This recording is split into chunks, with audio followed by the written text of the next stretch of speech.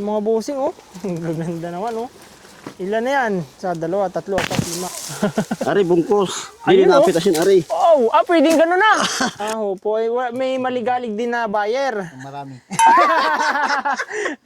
Ayan, sa mga buyer ng kalamansi, shoutout po sa inyo. Yung interview natin mga bossing kanina, si Kuya Iman. Ngayon, si Kuya Iman pa din. Iban to. Ito yung padalawang Iman mga bossing. Matagal na kayo kaya nagapitas? Matagal na, taga-pula kami ay. Taga-pula po. Oo, matula-tula. Matula-tula. Yan, bukas kalamansian ng kwandon. Puro kalamansian po ang hanap buhay sa pula. Oo. Ihirap din lamang mitas ay dati. Araw-araw pitas. Araw-araw po pitas. Dati nun. Lipat-lipat lang ng farm. Oo. Iba-ibang may-ari. Iba-ibang may-ari.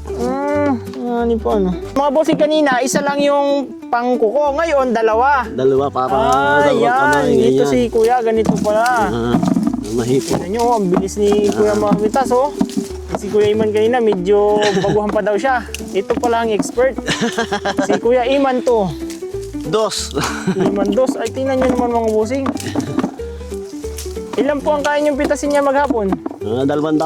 200. 200 kilo. 200 kilo mga bossing. Yun, okay na yun. Pada boundary na. Boundary na. Pag mataas na, maakyat din eh. Opo, ayun, katulad kanina. Ito pa mga bossing yung kanina na umakyat. Sundan natin si Yan. Kuya. Dito, maakyat. Ayun pala. May ganitong gamit siya. Yan. Okay. Wow. Ayan, oh. Ayan, sabay dyan mamimitas. Yun, oh. Masali na mamaya-maya, masali na, magapaki na. Ayun, paki na pala ang sunod dito mga bossing. Ating bagi na. Ito pala ang mamimitas ng matula-tula. Ito pala ang pambato nila doon mga bossing. O, saan lugar kayo? Sino ang atapat nyo dyan sa mamimitas namin dito sa Mindoro? 3 bayan pa lang sa Pwersa dito mga bossing. Gloria, Pinamalayan, Socorro. Pula. Pula Apat. pa, yung nga pala, pula. 4. Ayun na, anong bilis ng mga bossing, oh. Hindi naka-fast forward yan, ha? Ari, bungkus. Ayun, Hindi oh. napitasin, Ari. Oh, pwedeng gano'n na.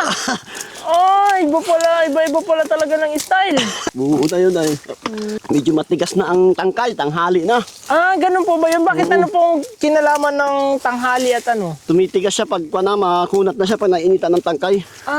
Ganun pala mga bossing. Kaya Another matigas tip na. yan sa inyo. Kapag mamimitas kayo ng kalamansi pala, Pag tanghali na, natigas na ang tangkay. Kailangan hasain muna yung pangkuko. Pag mainit na, mahirap na mamitas. opo. Ganun Dapat pala yun. kanlong para hindi makakapagod. Ay sa bagay, talaga Pag pong mainit, pag mainit. makakapagod na. Opo. Bago uminit, maka 100 kilo ka na. Mga bossing, ito na napitas ni Kuya Iman to. Alas 8 na natumpisa.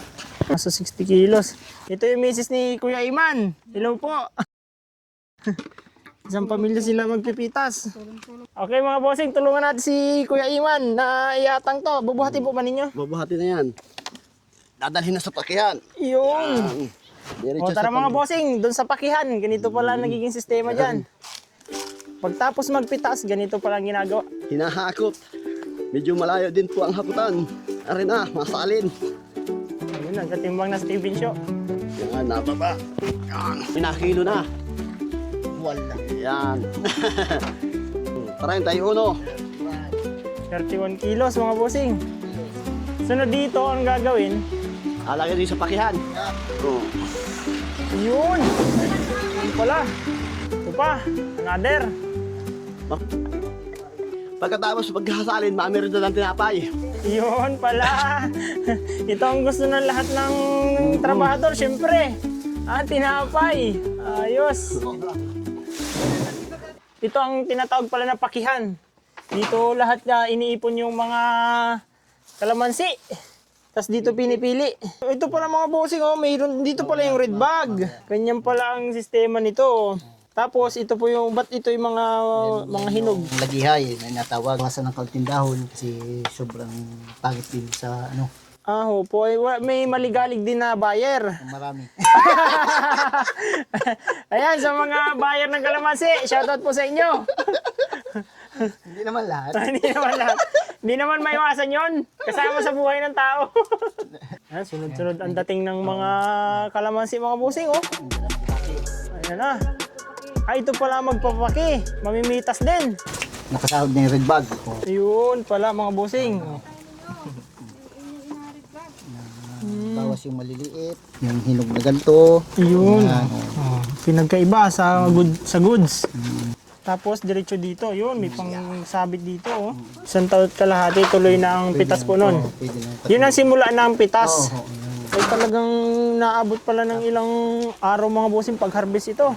Parang estimate ko ngayon, unang biyahe namin, mga 50 red bag pataas. 50 red bag po. Mga 3 araw kaming mapita siguro hanggang 4. Oh, ito mga bossing, oh. Ang gaganda naman, oh. Ilan na yan? Sa 2, 3, 4, 5, 6, 7, 8, 9, 10, 11, 12, 14 red bag. Meron pa doon sa dulo. Ang dami mga bossing. May papaya din dito. Ano ito, Tiyo? Bakit po? Pangkadiwa yan. Pangkadiwa. Habang nagpalaki ako ng kalamansi, may papaya at gulay. Intercropping talaga mga bossing. Malaking bagay din sa para hindi masayang ang lupa. 1.5 tons pala mga bossing. Ang inaani dito, isang anihan. Isang araw. Isang araw. Talagang malaking pera ang napag-usapan dito mga bossing. Sa calamansi farming. Ay, paano po yung ganyan? Ay, di sa lagihay na mapunta. Dapat iwasan ng mamimitas. Dahil, ano po? Kulubot pa, matigas pa.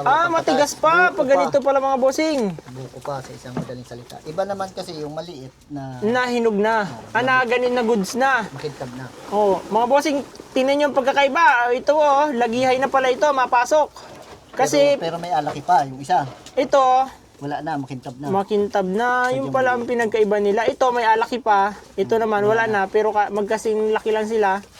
Depende pala sa itsura. Dapat hindi mo napitasin yung isa. Yun, ito ang dapat di ba pitasin. Ano pa rin. Oh, andito ang kadiwa. Dito na po ang taga-pick up. Ito po ang buyer na ito yung mga mura magbenta dyan sa Calapan, sa Mindoro. Dito na kayo bumili. Sa may Kapitolyo po ang pwesto nila. Ito mga bossing, silipin natin yung mga kargada nila sa likod. Kami din galing Kimaras. Galing Gimaras. Ay, punong-puno na. Abo, ang dami na pala mga kalakal dito mga bossing.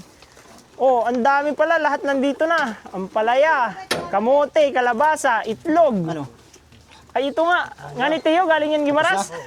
Pupunuin ito mga bossing. Puno yan. Tapos 2 araw lang, ubos na. Kayo na magkwenta. Napakadaling pera niyan. Ito na mga bossing, nilalagay na nila sa mga crates at ibabiyahe na. Ay, kumpleto talaga. May kalamis pa. Ayos na mga bossing, nakakuha na ng pantinda sa kadiwa sa Calapan.